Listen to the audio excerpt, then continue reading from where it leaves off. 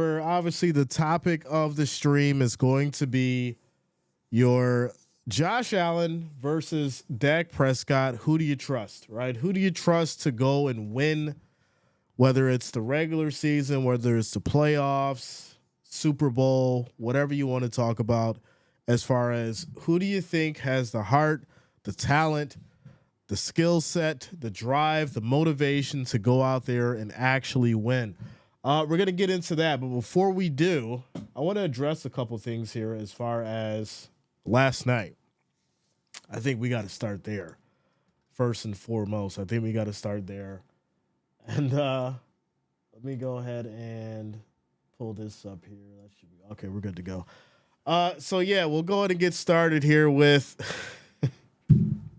these Raiders and these Chargers, ladies and gentlemen. If you were with me last night, we had a hell of a time with the Raiders and the Chargers game. I don't think anybody expected the Raiders to put up 63 points, and I don't think anybody expected the Chargers to play as terrible as they did.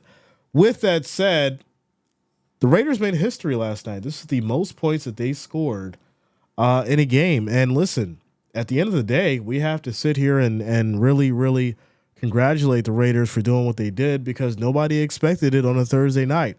With that said, I'm really surprised that Staley still has his job. Everyone was calling for his head last night. We had up the poll where 80% of you said that he may have lost his job as far as being head coach. And we wake up this morning and he still has the job. So with that said, yeah, it was a great game. I really like what I've seen out of the Raiders.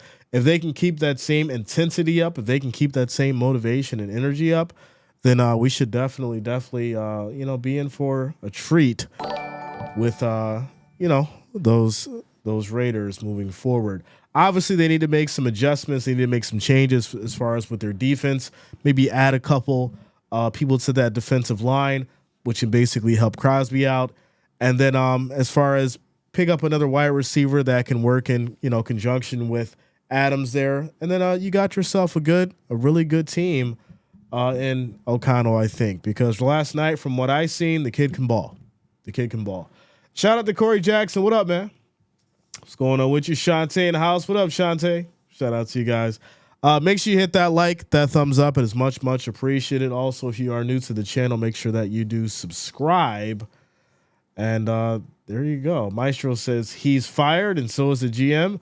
Unfortunately, I haven't got that update yet. I've been checking for it all morning. I have not got the update as far as Staley. Did he get fired? Hold on. Wait a second. I gotta check this out, because I haven't got the update yet. So hold on. You guys are saying he's gone. He got fired. Yeah, I haven't got any update. There's no update.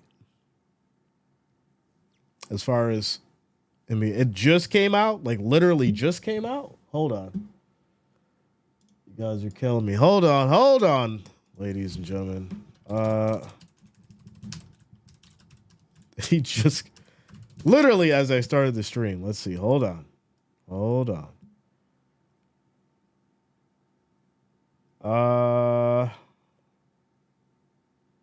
Wow. Okay, ladies and gentlemen, there it is. Oh, this is wild. This is so wild. So there it is. 11 minutes ago, as I started the stream, Chargers decide to fire Brandon Staley after ugly loss to the Raiders, per sources. This is from SportsIllustrated.com. It says the Chargers will be looking for a new head coach this offseason. Los Angeles fired coach Brandon Staley on Friday, sources told Sports Illustrated. Albert Breer, hours after suffering a 63-21 loss to the Raiders at Allegiant Stadium on Thursday Night Football. General manager Tom Telesco was also let go as the Chargers undergo massive changes to football operations amid lost season. The Chargers later confirmed the news of the shakeup. We have parted ways with the head coach Brandon Staley and general manager Tom Telesco. This is from the official Chargers X page. So there you go. There you go. Shout out to you for letting me know that it happened as soon as I went live, because I've been waiting for it. I've been waiting for the news, and we finally get it. So let's go ahead and read some of these comments. Let's read some of these comments, and let's see what the people had to say as far as as far as in the chat here. It says, I used to pray for times like this. Says, I just know Chargers fans are hype. Hey, Zeph right now. You should part ways with Los Angeles too and go back to the city your fans live in. Wow. It's a new era. Sell the team, Dean. Let's keep going. Says, I demand they be rehired. Really? Wow. Shout out to Twitter for the assist. He didn't trend last night. No chance. He's gone. We'll see you, bud. They did nothing wrong. Someone says, thank God. We are so back. No way it happened. Finally, you listen. Someone's thanking the Lord for Staley being gone. So, yeah, I mean, here's the thing, right? Here's the problem. When you have a situation like what happened last night, someone has to be held accountable, right? Not only for the fans, but the players themselves. You could just tell that the locker room had completely given up on Staley, right? They were out there just letting big plays happen on the other side. They were just, not having any energy, no drive, no commitment. And you could just tell that the locker room had gave up for him. Like I said, I was really surprised we didn't see it at halftime. People were calling for his head. I waited a little bit after the game. I was up for a little while. I said, hey, all right, are we going to see any kind of update as far as, with Staley? And we didn't get it.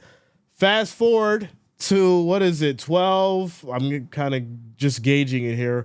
12:10 p.m. Eastern Standard Time. We finally get the update that Staley has been let go and relieved of his head coaching position, as well as general manager Tom Telesco. So now maybe the Chargers will see some kind of a difference as far as when they bring somebody new on, because they need it. And specifically, it may be just what the Chargers need moving forward, because I think Herbert deserves better. Allen deserves better. Eckler, the whole offense, the defense as well. Mac, he's been one hell of a defensive player, and he's not, he hasn't been himself. So this team needs a change, and hopefully, with Staley being gone and Telesco being gone, the Chargers franchise will have a successful change. So there you go. Shout out to Callie. What up? What's going on with you? How you guys doing today? So I need to pull up here this chat, because for some reason it's not coming up. Okay, there we go. Shout out to Shantae. What up? Maestro says he's fired, and so is the GM. Just came out. Thanks a lot, man. Astrology says, I like the interception drop by Benford and Poyer, just exposed with Prescott's streak, and the Bills are poised for a turnover flood by the Bison's defense. All right. So, yeah, let's go ahead and get into this other story here, but that's the breaking right now. Brandon Staley is gone. He is gone. So there you go. So now on to this other story. I wanted to get into this before, or these other two stories. I apologize. These other two stories before we get into Josh Allen and Dak Prescott. Joe Flacco signs a 1-year deal with the Browns and has incentives for wins. Now, we talk about contracts and we get into these kind of situations where, players are getting paid $100 million here, $200 million there, $300 million there. And then we see them get injured, or we see them not perform the way that they need to.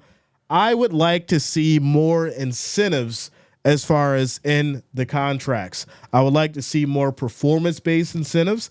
I would like to see these things structured so that when people go out there and step on that field, they understand I have to perform for the money I'm being paid. So let's go ahead and get into it. It says Cleveland Browns signed quarterback Joe Flacco to a 1-year deal Thursday, ending his tenure on the practice squad. Flacco's deal includes $4.05 million in incentives based on winning. And I really love this, right? Because it says, hey, all right, we're going to give you this amount of money, but you got to go out there, you got to perform, and you got to win. Continuing on, says a source familiar with the deal told ESPN's Adam Schefter, Flacco is set to make $75,000 for each of the remaining 4 regular season games he wins this season. Per the source, if Cleveland makes the postseason, Flacco would also make $250,000 for a wild card win, $500,000 for a divisional round win, and $1 million for an AFC championship game win, and $2 million for a Super Bowl win, the sources said. Now listen, obviously we know this is going to be very, very difficult for the Browns to do, considering the competition out there. But I will say this, I love the way this is structured. I think it makes absolute sense for a quarterback like Flacco to give him this kind of incentive to go out there and win. Can he do it? I mean, from what I'm seeing, right, the guy, he still looks good out there. The arm strength is there. He can still move in the pocket. He's still a little mobile. He's got the IQ for it. So, hey, maybe the Browns can make it to the postseason. He makes a little bit of money, but I don't think they're going to make it to a championship and especially a Super Bowl. I could be completely wrong. Flacco and this Browns offense and defense may just completely surprise everybody, but I just don't see it happening. But kudos to him for getting the contract and being able to make some money. And I would like to see more of these contracts for these, draft pick or not draft picks, but for these guys that have been in the league that, have breakout years. All right, they did good. They did great. Let's go ahead and give them an incentive-based contract like this so we can see these guys go out in the field and perform. Quick shout out to Astrology. Says the most violent sport with the highest injuries should have automatic lifetime health care for their players. I agree. Shout out to Francisco. Says I wish Joe all the best, but God forbid he wins the Super Bowl. I will faint being a Ravens fan. Shout out to you, Francisco. Says Dan, when do you go to work? I work every day, my friend. I work between the hours of 8 and 11. So I put in about 3 hours, then I'm basically on call. So if I have a project coming up or something I got to do, I get it done within the time that I need to. That's the beauty of working for yourself, my friend. That is the beauty of working for yourself and owning your own. So let's go ahead and get into the next story. The next story, ladies and gentlemen. Ex-Jaguars employee pleads guilty to charges over team theft. This one is wild. This is absolutely wild. So, this guy took a lot of money from the Jags franchise. And let's go ahead and get into this one. Virtual credit card system to embed.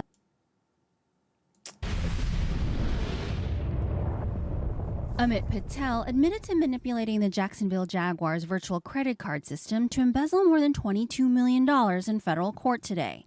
He then spent it traveling on private planes and buying, among other things, a beachtown condo, a Tesla, and a $90,000 Patek Philippe watch.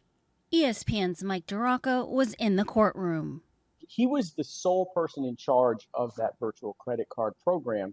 So he was able to kind of doctor all the reports to show that things were all on the up and up. And it just kind of slipped through the cracks, I guess, which is hard to say when you're talking about more than $22 million. Patel's attorney, Alex King, said in a statement that Patel lost the bulk of his money gambling online and has a gambling addiction. Some people believe he lost more money. Hold on, wait a minute. Wait a minute. This man stole $22 million. All right. $22 million. Let's go back here. Let's go back here just a little bit. A statement that Patel lost the bulk of his money gambling online and has a gambling addiction. He lost the bulk of his money gambling online and has a gambling addiction. How insane is this? You handle the funds, you're handling programs, you're handling money for the Jaguars, and you have a gambling addiction and you've lost the majority of this money. Gambling on sports? Now listen, for all the people who say that things are rigged, for all the people who say that things are scripted, if this doesn't show you what's really going on, that's telling me something.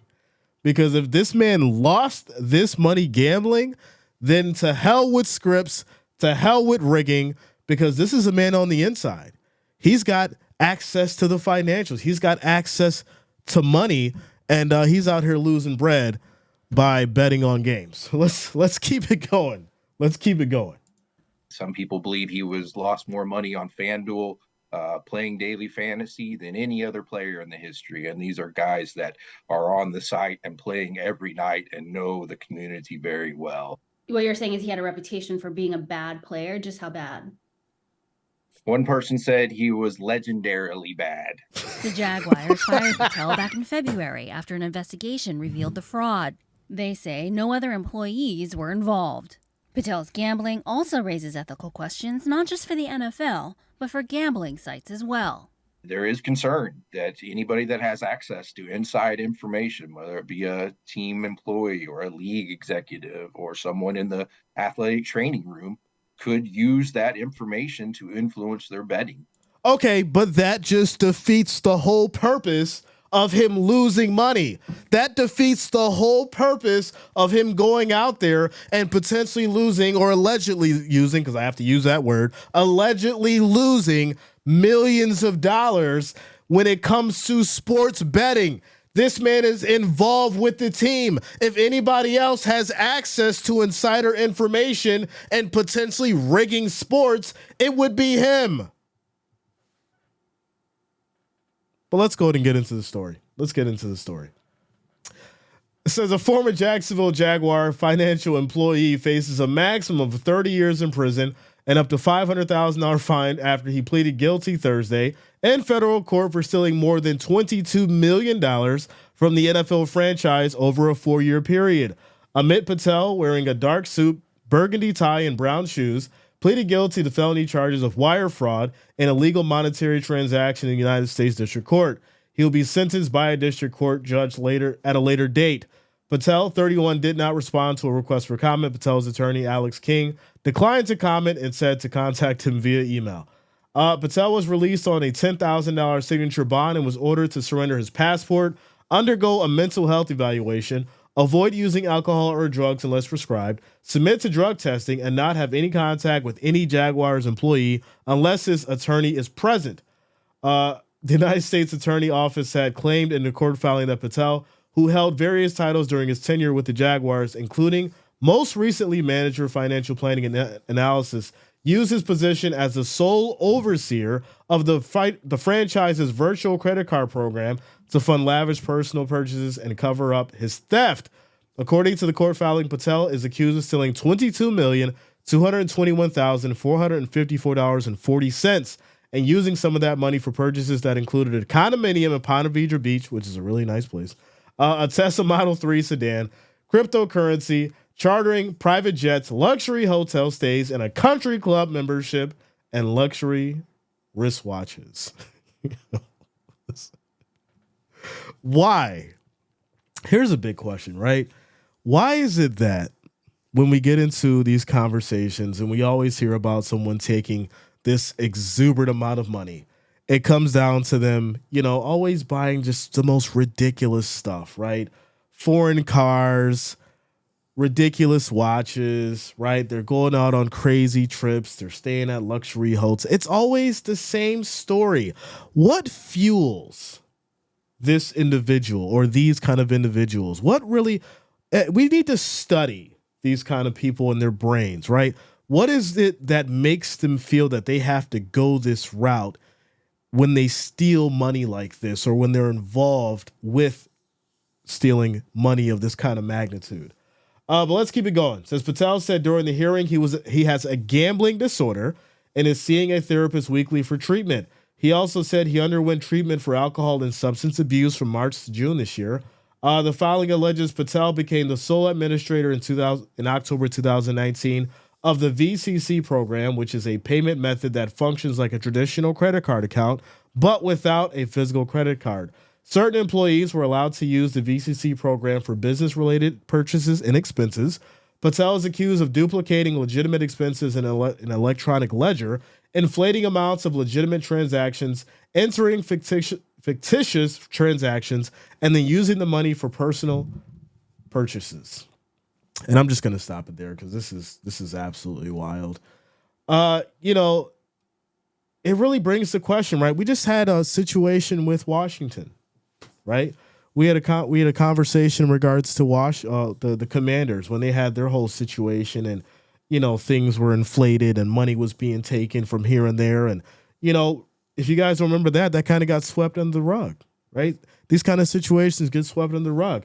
Now, obviously, you have someone that stole $22 million, but hey, is it just going to be a slap on the wrist?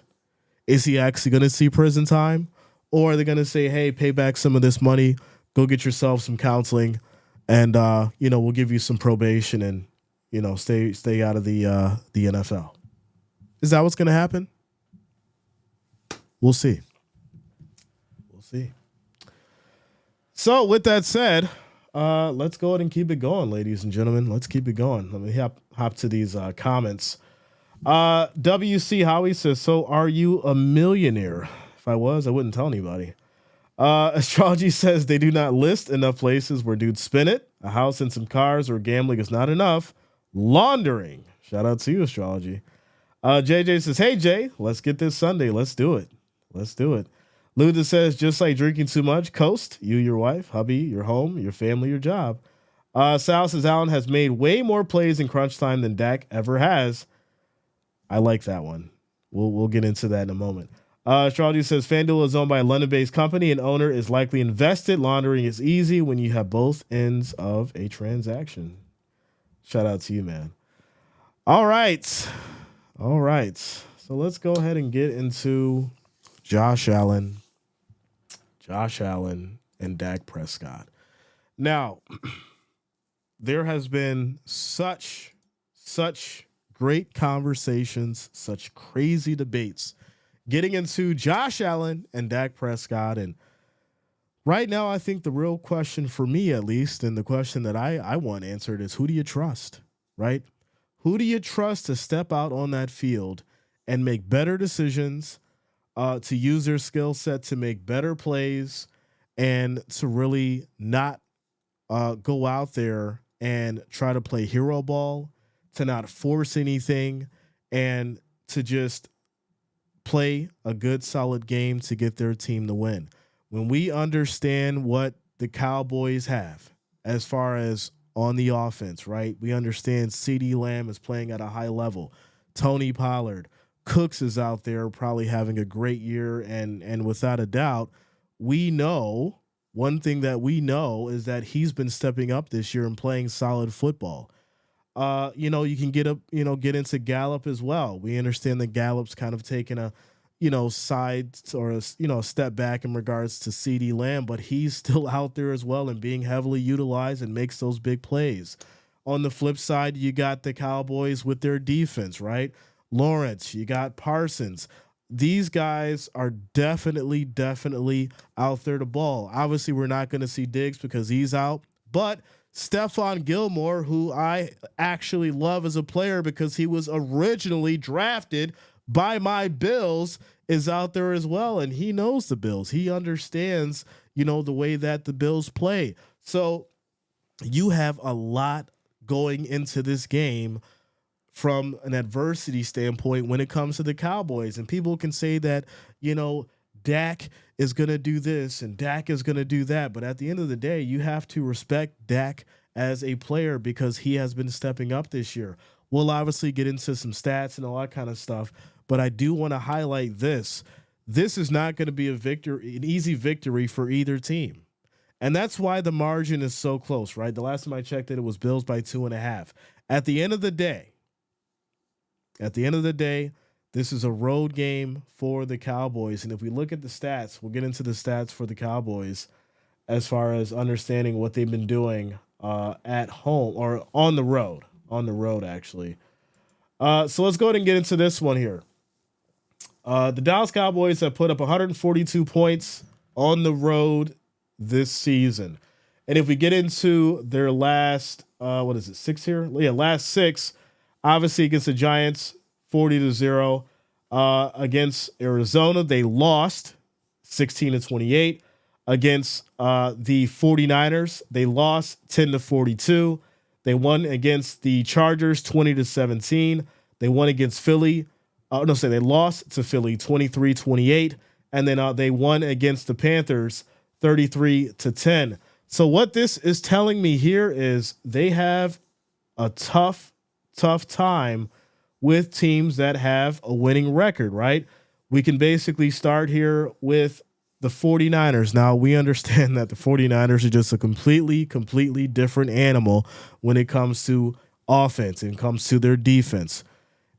And that's just without a doubt, when you get into that conversation, you're talking about something that's way more explosive than what we're seeing from the Bills standpoint. Then we get into the Eagles, which the Bills did lose to the Eagles in a close game, right? The same thing here with the Cowboys. They lost 23-28. At that point, you could say it goes either way because Dak was coming down in that game to potentially win it, and unfortunately couldn't get the job done.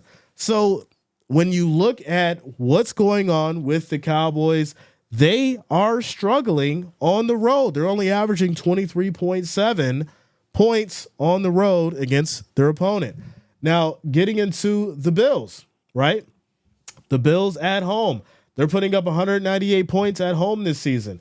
We'll get into the Bills last 7 here. Obviously, Bills against the Raiders, 38-10 win. Bills against Miami, 48-20 win. Bills against the Jags, lost by 5, 20-25. One against the Giants, 14-9. One against Tampa Bay, 24-18. Lost to Denver in a close one. This is a one-score game. All you got to do is kick a field goal. 22-24. Then, of course, one against the Jets, 32-6. And then getting into the point average, 28.3. So the Bills are averaging 28.3 points at home. So just based off that, that's why Vegas is basically giving the Bills the edge coming into this game being at home. We do know that the weather is going to play a factor as well. It's supposed to be around 41 degrees-ish with some rain. Now, this game is going to be played at 4:25. I think it is. Yeah, 4:25. The game's being played at 4:25. Now, with that fact, the way that the weather's been working in Buffalo and Western New York is when the sun goes down, it gets cold. It gets cold. That wind steps in, and that starts to change everything. You're going to have a windy game. You're going to have a rainy game. It's going to be cold. All that plays a factor into this game, right? And so we always talk about the 12th man. Well, what is that factor? Could the weather be the factor, right? Could the stadium be a factor? It gets loud at Highmark Stadium. All that stuff comes into play. Can Dak Prescott play through that and go out there and get this team a win? Because listen, at the end of the day, it doesn't just boil down to what Dak's going to do. There's going to be a level of coaching that is required for the Cowboys when they step into this stadium. And on the flip side, getting into the Bills, we know that Sean McDermott has had his issues with coaching when these games have came down to the wire. My biggest problem that I have right now is if we go to overtime, I'm nervous. Why am I nervous? Because we are 0-6 in overtime. Yes. Some people don't know that. Some people do. And that's when we get into the conversation as far as coaching. This is going to be a game of chess. And if you're playing checkers out there, you're going to lose. So now if we're not managing the clock correctly, which we can get into the Kansas City game, the big problem that I had with the Bills in the fourth quarter in that game, guess what? It's 2 minutes and 20 seconds left on the clock in the fourth quarter. You're throwing the ball. We get into the conversation. Well, Josh Allen threw to Diggs on the screen and he should have caught it, but he dropped it. And, that's the reason why they had to go for the pass. Regardless, that's a first down play.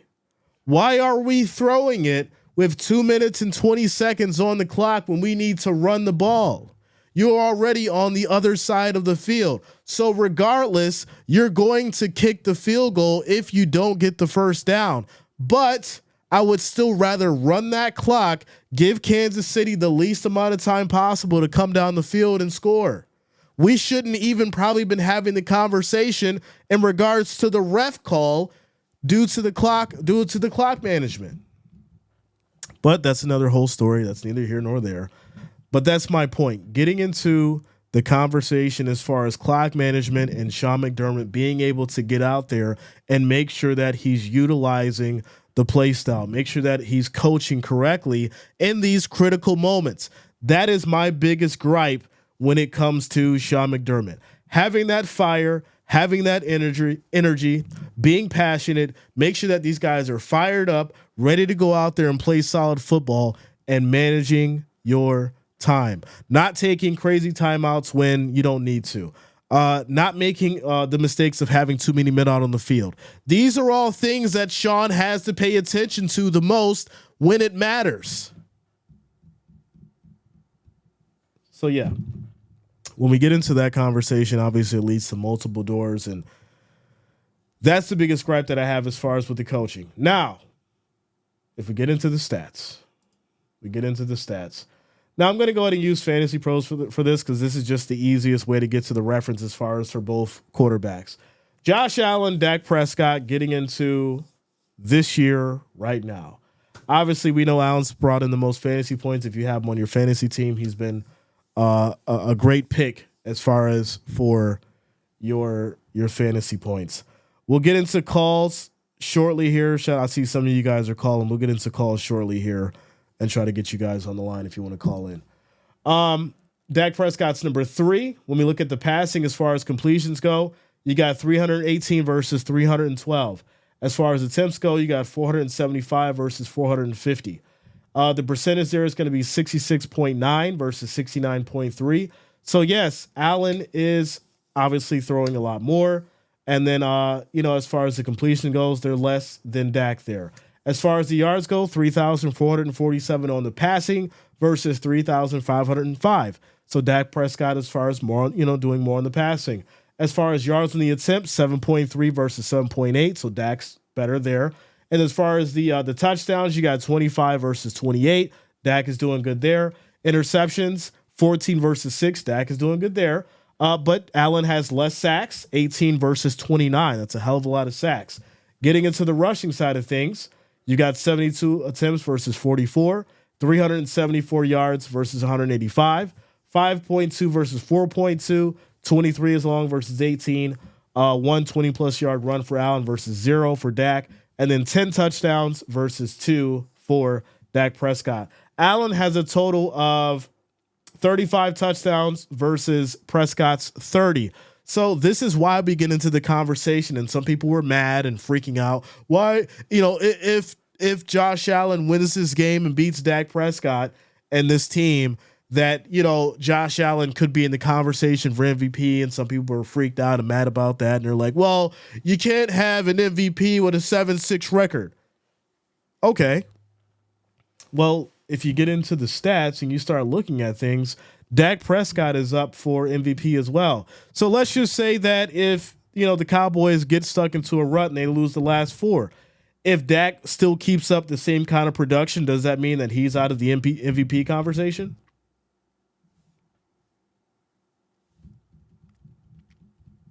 Let me know in the comments.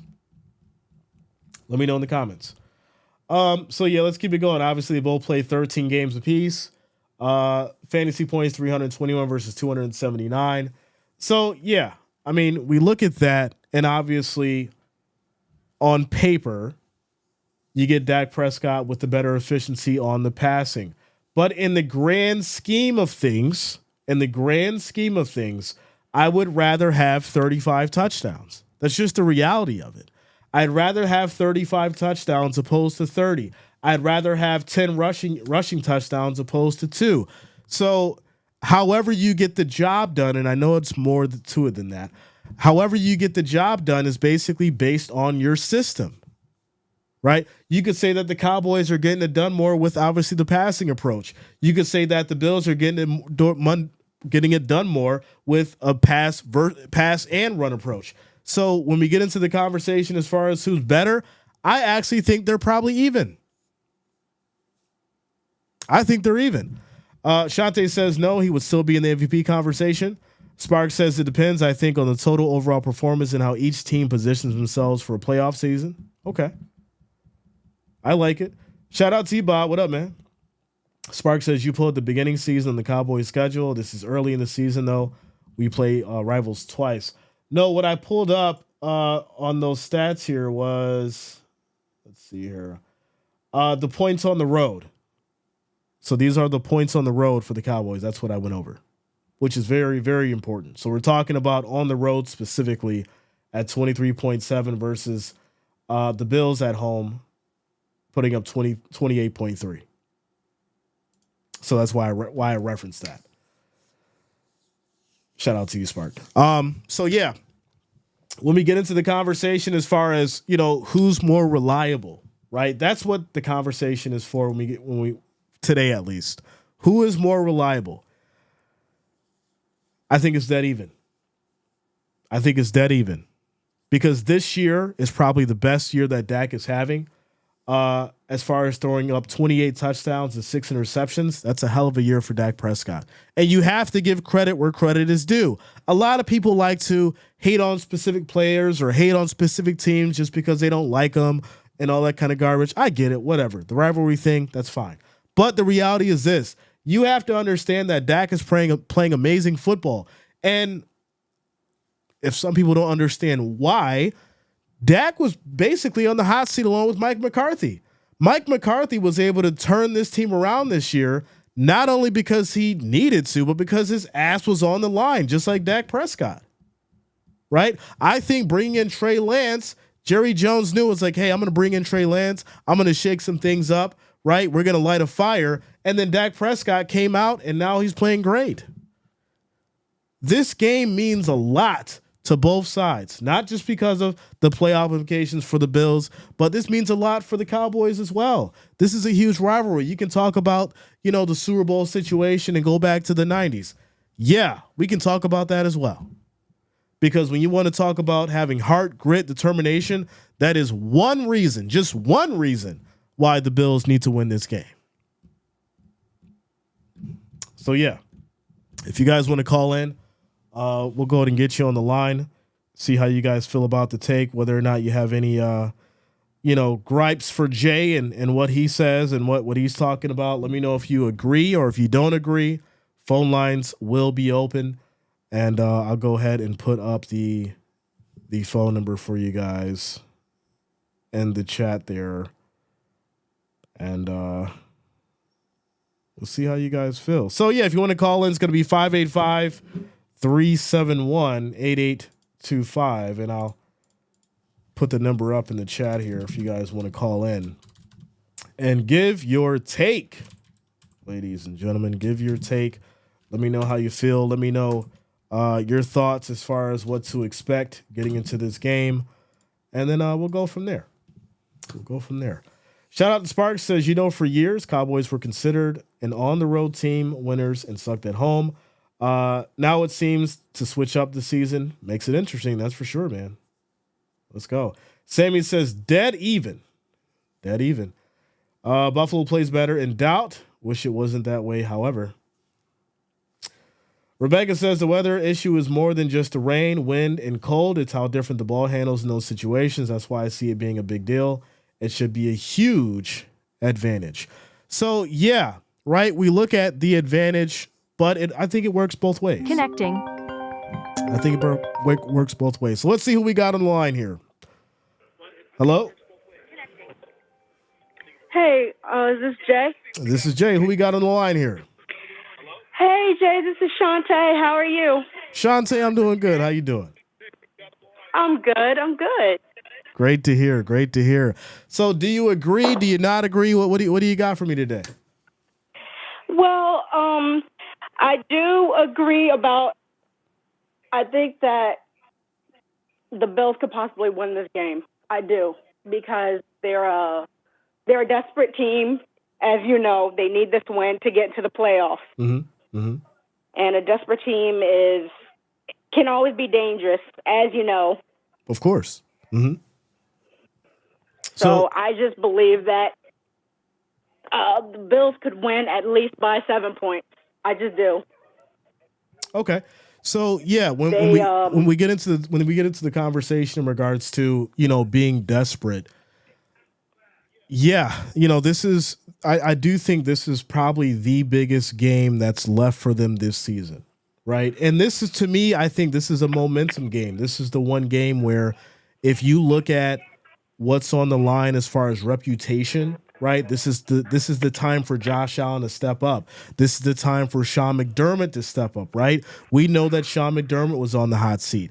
Brandon Staley just got fired for that 63-point loss, right? So when you understand and you have a quarterback and a coach that are basically in the situation that their name's on the line, their reputation's on the line, they're trying to prove a point, they want to get to the playoffs.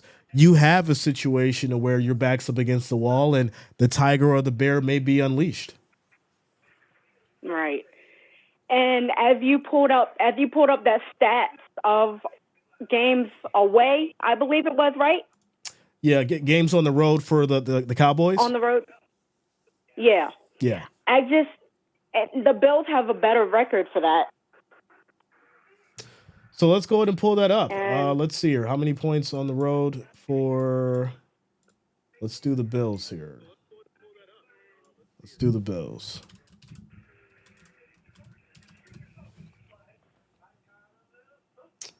All right. So the Bills have scored 150 points on the road this season.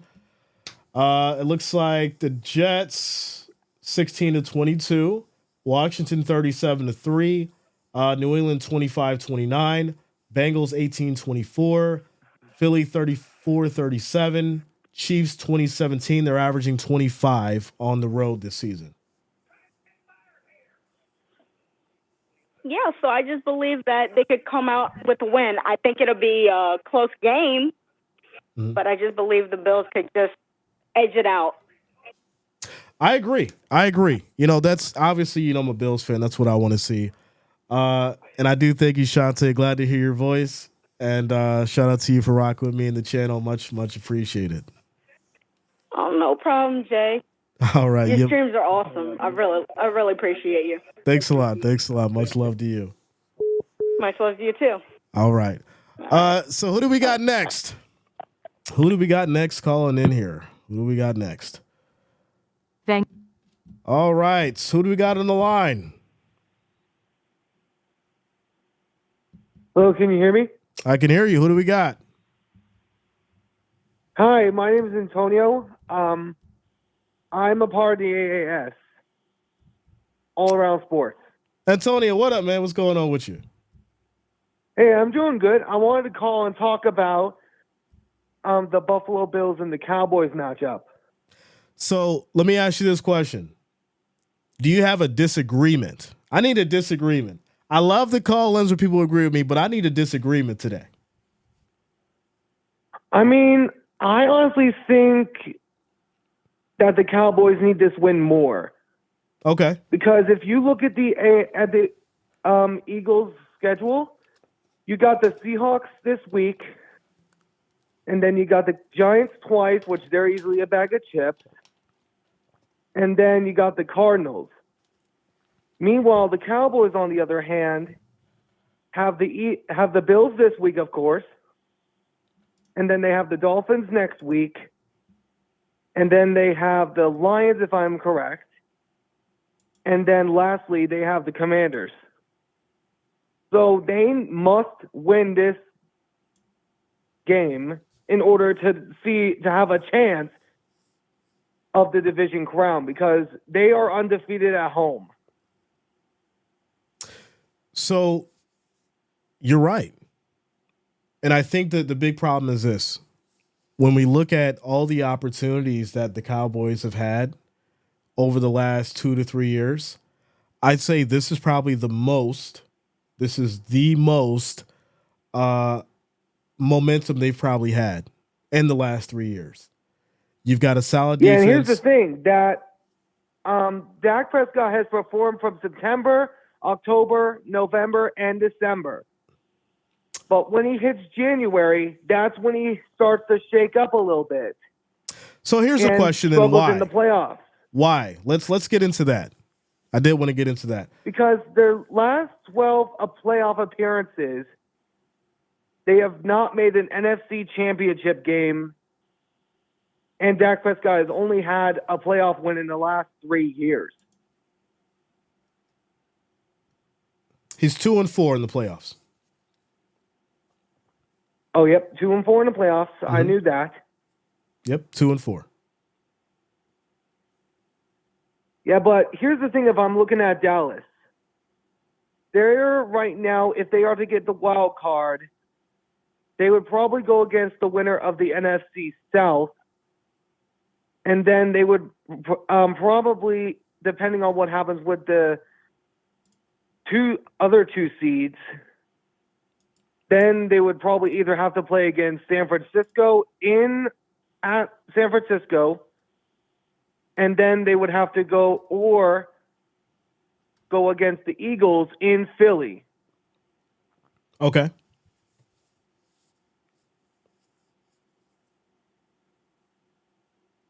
Let me ask this question real quick. Spark says, doesn't matter if the Cowboys win out the rest of the season like the Eagles went out. Eagles still clinch the NFC East division. Yes, that is correct, because the Eagles have the most record against the winning record teams. Correct. Meanwhile, the Cowboys have struggled against the 500 or over teams. We look at their games against the 500 or over teams. You got the San Francisco 49ers that pounded on them in Santa Clara. Mm-hmm. And then you also have the Philadelphia Eagles on the road that they almost came out with. Mm-hmm. And then the Seahawks that they had at home, which the Seahawks actually almost came out with a surprise, which I was shocked with as a Seahawks fan.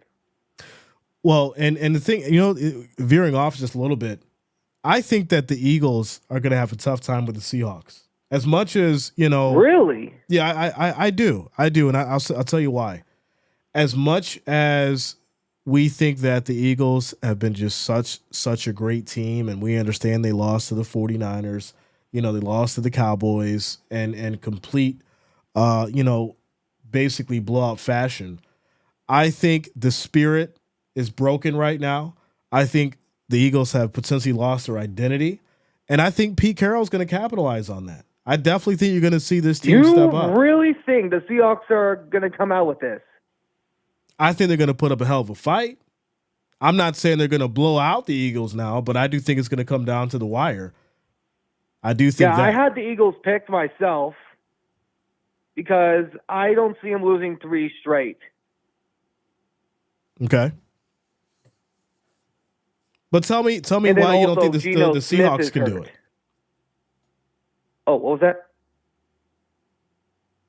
Tell me why you don't think the Seahawks can do it. The Seahawks have had their struggles throughout the season. If we look at their last 2 games, they have had struggles on defense, which actually made it closer with the San Francisco 49ers last time than I had expected. But the offense needs to – it's just too – they're just too predictable of an offense. Because if we look at their play calling, they have run pass, run, pass, run, pass. Mm-hmm. That is just too predictable. And if you're the defense, you know what they're going to be able to do. And that's just the one thing I've been sick and tired about of the Seahawks on offense this year. Because they have the talent around them, and they just need to improvise around them. Okay. So then let me ask you this then, because we get into the conversation as far as, who needs it more and, who's going to fight for it more. Do you think the Eagles are going to fight for it more or the Seahawks on Monday night? Ooh. Well, I don't. Man, that is actually a good question, but I would probably go with the Seahawks on that one because right now they're playing for their playoff lives. Exactly. Because they have their next 3 games after the Eagles.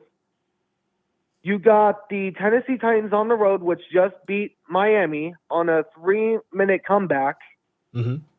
And then they have the Steelers, which we don't know if they're going to have a losing record. And then lastly, they have the Cardinals on the road, which Kyler Murray is back. Correct. Mm-hmm. So I think if the Seahawks can beat the Eagles, then they could actually be considered a playoff team. Well, and let's also keep in mind here, right? The Seahawks lost to the Cowboys 41-35. They lost to the 49ers 28-16. The Eagles were completely blown out by the Cowboys and the 49ers. So when I look at these scores between the Seahawks and these other two teams going into the the Eagles playing them, I think, like I said, this is going to be a lot closer than what most people think, and it may just come down to the wire, considering that the losses that the Seahawks took against the teams that blew out the Eagles are close.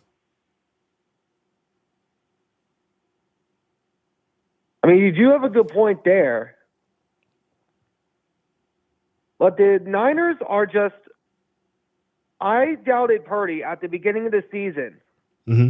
Because I thought he was a one-year wonder, and there was no way that he could do that twice.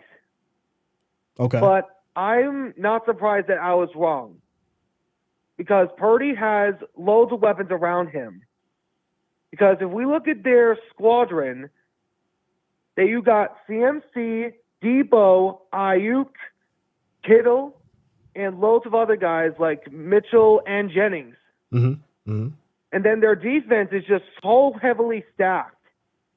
You got Chase Young and Bosa that are so strong in their pass rush. And if the Seahawks are going to have any chance against the 2 seed in the playoffs, depending on if they can get the 7th seed, they have to play all out. Yeah. Which I don't see doing with Geno Smith, but I could see it with like a new quarterback. So I'll be honest with you. I like Geno. I like what they did last year. I said coming into this year that I thought that the Seahawks would definitely make another postseason run at it. And when we get into this conversation as far as whether or not the Seahawks are going to put up a fight against the Eagles, I can definitely see where, like I said, they paid attention to the Cowboys. They paid attention to the 49ers. The 49ers set the blueprint on how to beat the Eagles. They gave you the blueprint. So if you just watch what they did, and if you can just remotely mirror that, because we all know this, right? This should be very easy to understand. If you get the Eagles down by 14, you're going to win the game because they're going to give up. That's what we've seen in the last 3 games. They're going to give up. That's a good point right there. Yeah, the spirit's broken. They're not, they're not the team to come back right now. So if the Seahawks are going to win, they got to start off strong. They got to put some points up, keep a healthy lead, because by the time you get to that third quarter, Jalen Hurts is ready to go home. And that's just the reality of it. That is true, and it is in Seattle. Yeah. One of the second loudest stadiums in the world other than Kansas City. Sure. But I could see that. I see your point. Without a doubt. Shout out to you, Antonio. Much love, man. Glad to have you on the show. It's always a great conversation. And I hope to see you on this. Jay, before I go. Sure. I want to ask a favor. Sure. Have those Bills beat the Cowboys for me. Because I cannot stand the Cowboys. All right. Because every year their fans have like delusional, like saying every year they're going to go to the Super Bowl, and then every year they choke. All right, Antonio, I got you, bro. I got to take another call. We'll chop it up, bro. All right, have a good one. You too. Have a good day. All right, who we got on the line? Don't say nothing. Shh, be quiet. Hello? Who we got on the line? Like, don't say nothing. Be quiet. Like, who we got on the line? Hey, Jay. Hey, Jay Breezy. This is Spark Fabulous. What's up, Spark? How you doing? I'm good. How are you? She like, hey, be quiet. I'm about to talk to Jay. I gotta tell my baby to be quiet. He's over here chilling on a Friday. Let's go. Shout out to you, Spark. How you doing? How you doing?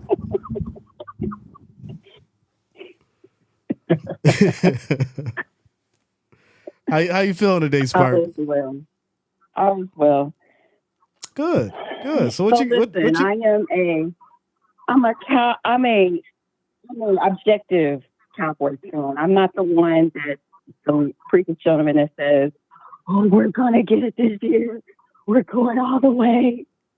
I'm not that one. So okay? wait, hold on. You don't burn the jerseys? You're not one of those? I've been a diehard Cowboys fan since 1988. Okay, you got some years behind you. I respect it.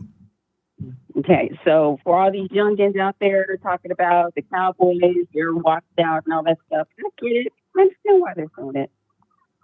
However, I'm looking at this injury report, Jay, and it looks like the Cowboys, whoever is coming back to replace these people that are all sick or all hurt or on injury reserve or whatever. Sure. It kind of brings some questions in my head. I want to pull that into the conversation because, it could go one way or the other. But if my major key players are not playing in the Bills game, the Bills probably can sweep it.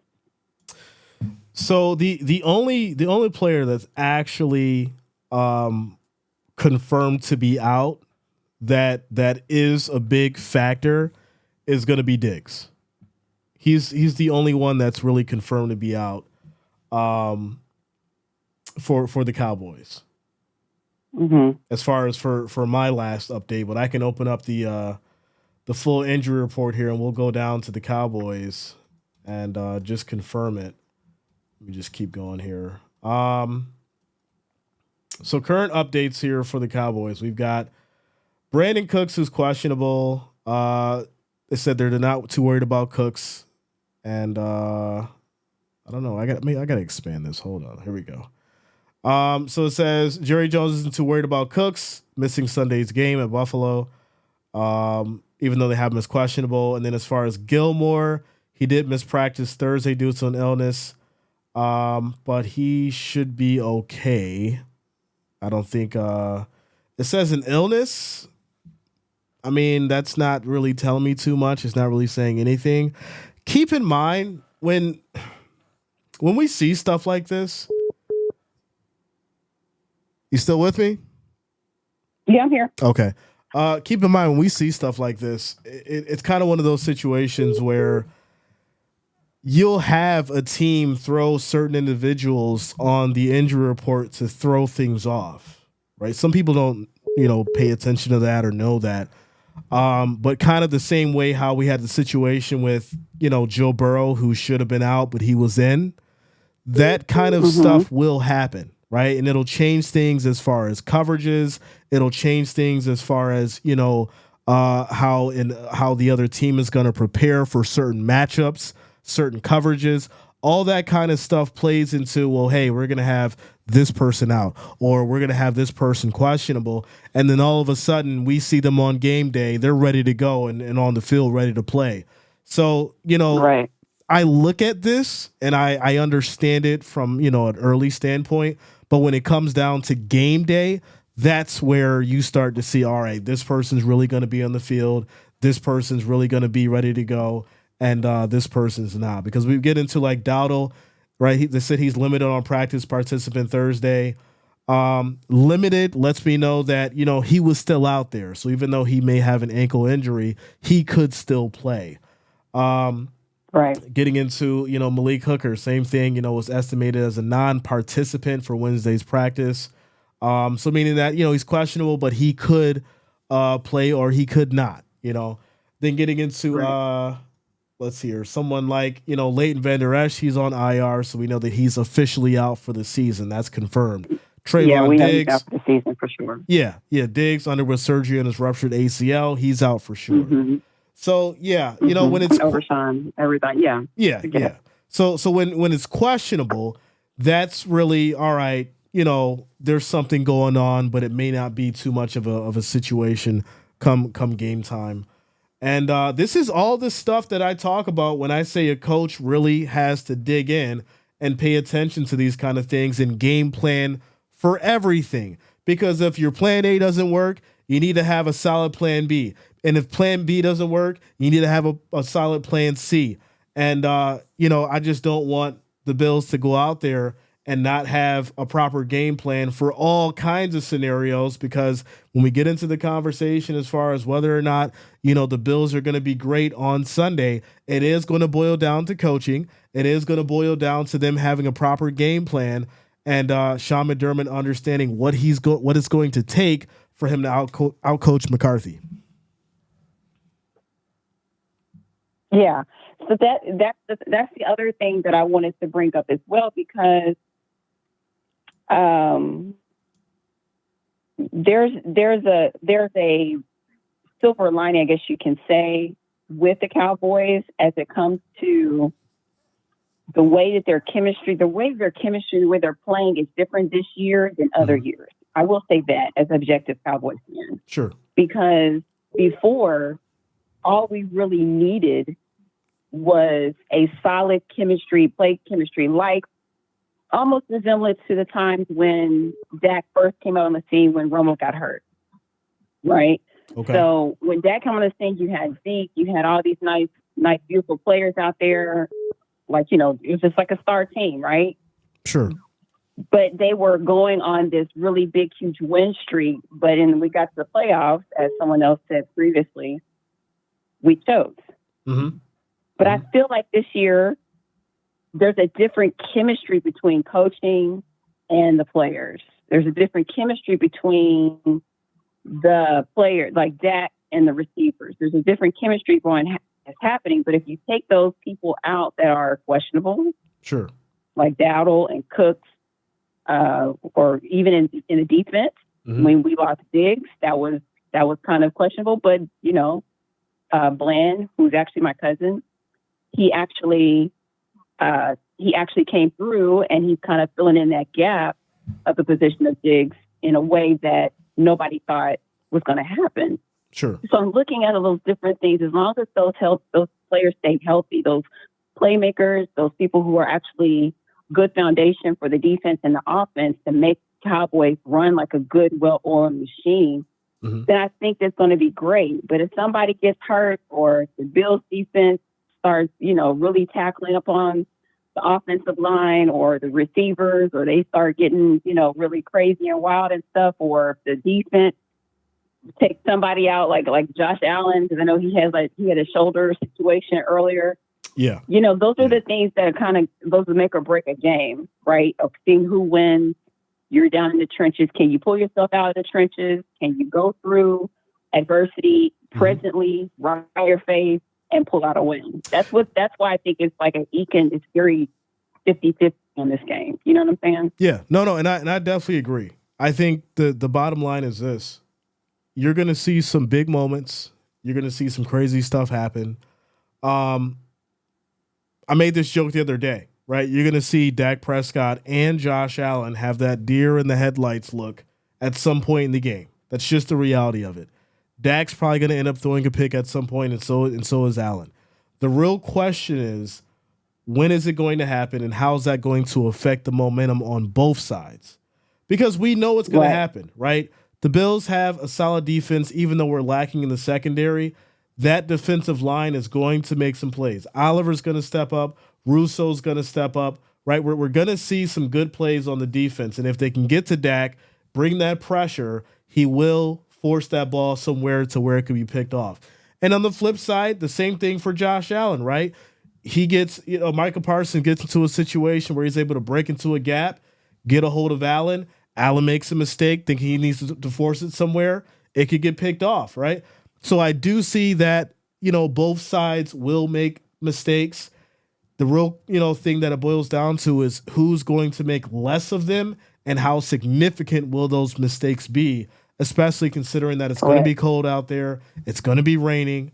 And at the end of the day, that's all going to play a factor insofar as how this game is going to go.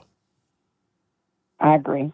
Jay Reese. All right. Well, the man, myth, the legend. I'm glad I'm actually able to talk to you today and got on the line. Definitely. I'm glad to have you on the line, Spark. It was great to talk to you as well. Thank you for supporting the channel. And we'll talk soon. All right. Keep those cowboy haters. Keep them coming. I love to see it. Not a problem. Have a good day. All right. God bless. All right. God bless. Bye-bye. All right, ladies and gentlemen. So yeah, I need another Cowboys fan. See if we can get another Cowboys fan in the house. Before we do that, quick shout out to Scott coming through with the $5 super chat, ladies and gentlemen. Says Adam Schefter reported Dallas linebackers officially out. Mitch Parsons with the flu. What? Let's get into that in a moment. Hello?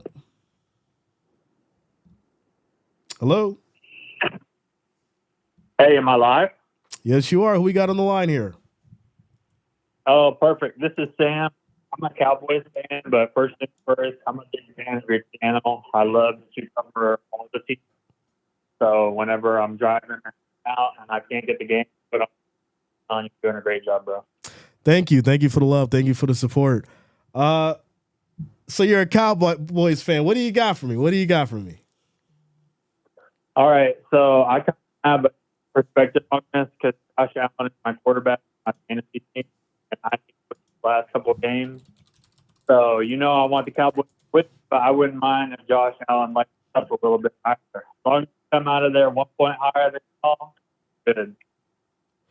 So you're kind of I don't know if you're outside or something like that. You're kind of breaking Adam up. Schefter reported Dallas pounded is officially out. Mitch Parsons with the flu. I'm trying to figure out. Is this any better? Yeah, I can hear you clearly now.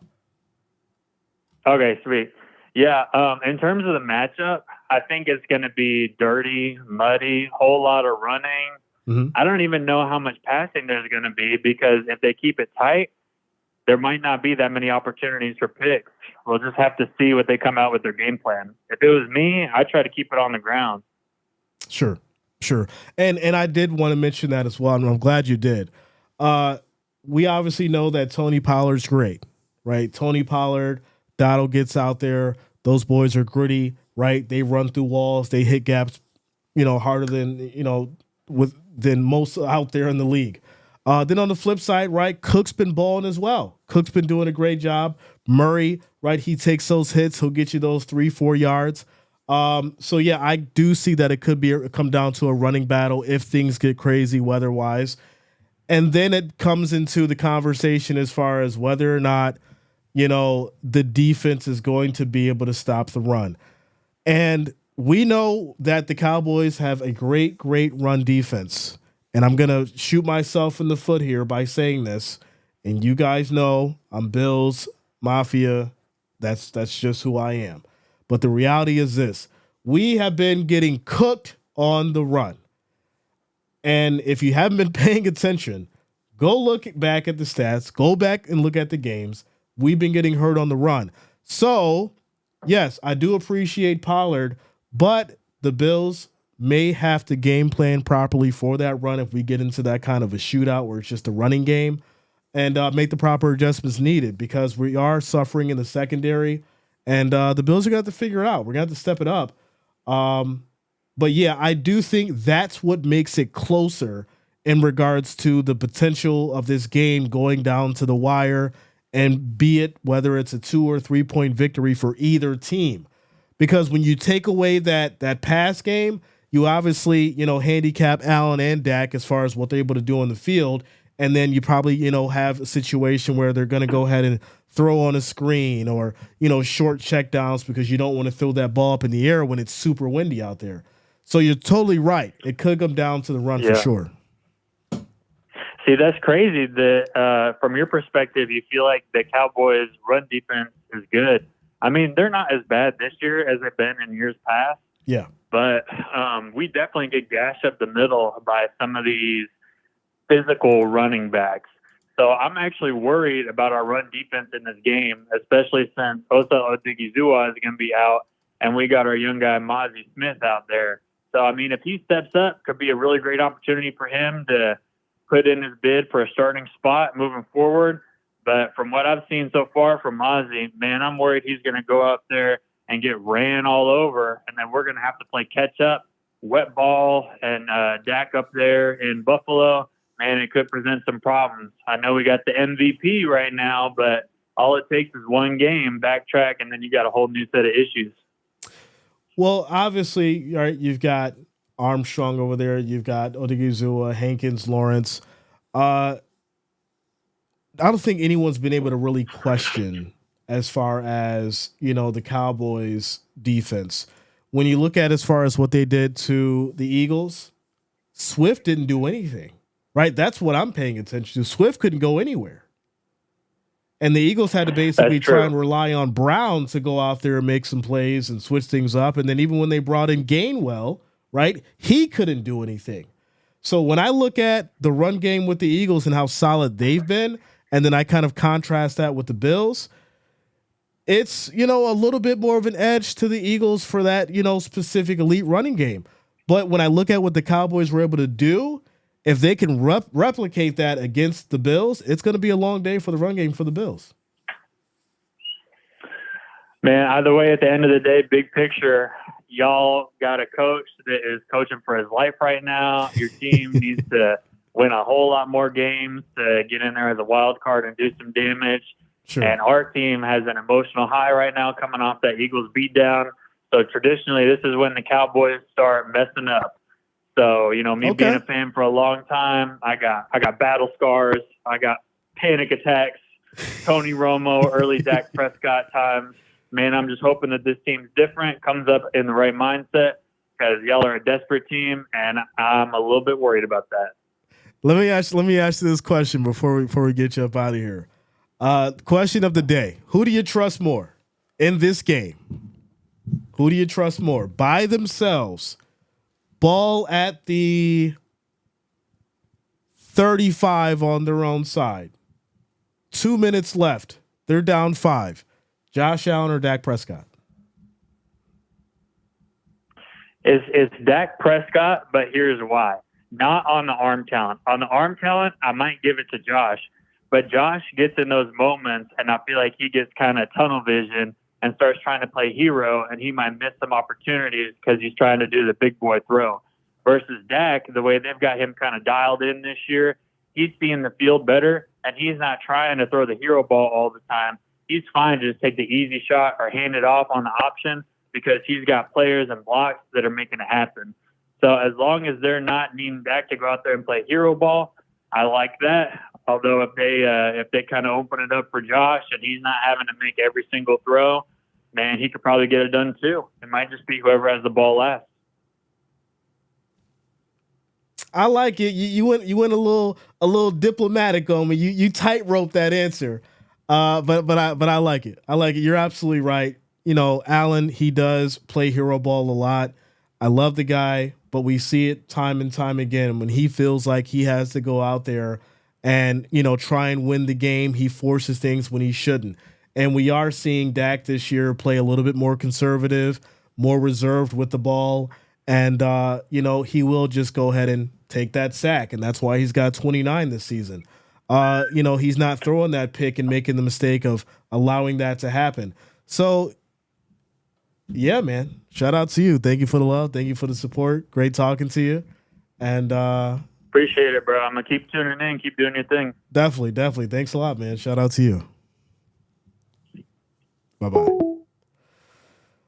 All right, ladies and gentlemen, time is 1:30. I think we had a great show. I think we covered a lot. I think at the end of the day, I'm going to answer my own question. Josh Allen, Dak Prescott, who do I trust at their own 35? 2 minutes on the clock. They're down 5. And my unbiased answer, I got to go with Allen. I got to go with Allen specifically because of the run. Allen is going to go ahead and run that ball when he needs to in this game. He's going to run that ball. He's going Lampasas, Texas. He's going to take the hits. 7. And he's going to lead his team down that field. and he may potentially end up running that ball in himself in a muddy jersey. We'll take one more call before we get up out of here. Who do we got? Hello? Hello? All right. I guess they didn't have much to say. All right, ladies and gentlemen, shout out to you guys for rocking with your boy Jay. As far as the stream schedule, I did put it up for you guys. I'm going to be streaming on Saturday night. It's going to be the Broncos and the Lions, so make sure you lock it in. Sunday, it's going to be the Bills and the Cowboys. I'll be streaming that. That's going to be absolutely crazy. I will be in full Bills uniform, ready to go. So make sure you guys lock it in, subscribe. Make sure you hit that like, that thumbs up. Also, we doing the Baltimore Ravens and the Jaguars. That's going to be the Sunday night game. I'll be streaming that as well. And then Monday night, we're going to have the Eagles as well as the Seahawks game. I'll be streaming that on Monday night. So make sure you guys lock it in and subscribe. Hit that like, that thumbs up. It is much, much appreciated. Shout out to you guys. Have yourself a great Friday. Be safe out there. And we'll see you guys tomorrow. Peace out.